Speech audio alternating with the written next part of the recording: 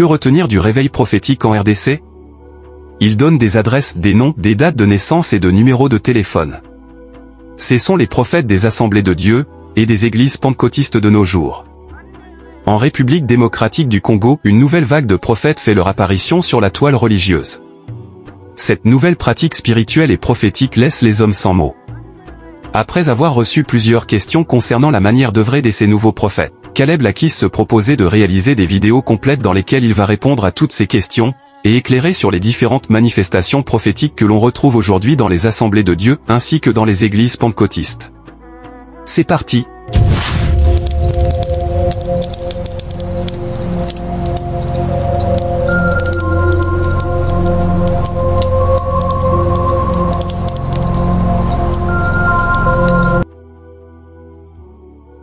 Dans cette première partie, nous allons remonter dans l'histoire biblique pour avoir un peu plus d'éclaircissement sur l'origine et la nature de prophète, et nous allons apporter une définition brève du prophète et du message prophétique.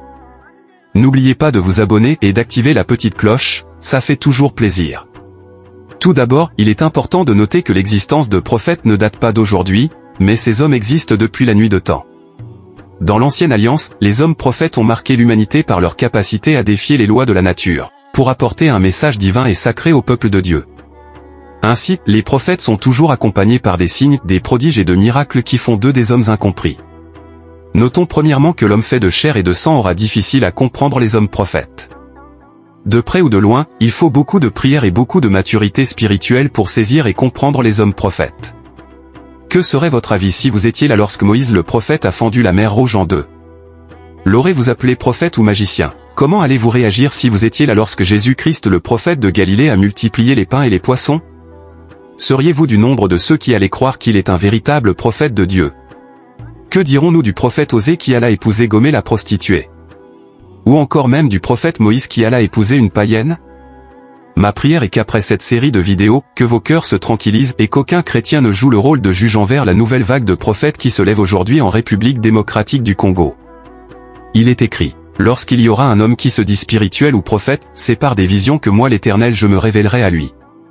Ainsi, à la base vous devez savoir que les visions sont sacrées et divines. Pour ce qui est de la définition de ce qu'est un prophète, retenons tout simplement que le prophète est un messager divin. Son rôle principal est d'apporter un message de la part de Dieu. À son office de prophète peut être attribué plusieurs autres pouvoirs et dons spirituels qui vont l'accompagner dans sa mission pour Dieu. Ainsi, les prophètes peuvent faire des voyages dans le temps, comme c'est fut le cas de plusieurs prophètes bibliques qui ont vu le jour du Seigneur. Ils peuvent également guérir les malades et opérer des grands miracles. Retenons néanmoins que la mission principale du prophète est d'apporter un message divin. L'astuce spirituelle que nous donnons aux chrétiens dans cette vidéo, c'est qu'après que l'homme de Dieu ait donné des noms, des adresses et des détails sur la vie de la personne concernée, il faut nécessairement qu'il ait un message divin qui va suivre cela. Que Dieu vous bénisse richement et merci d'avoir visionné cette vidéo, qui sera une première dans une série de plusieurs vidéos dédiées au même thème. Ce contenu est entièrement réalisé par Caleb Lakis. À très bientôt.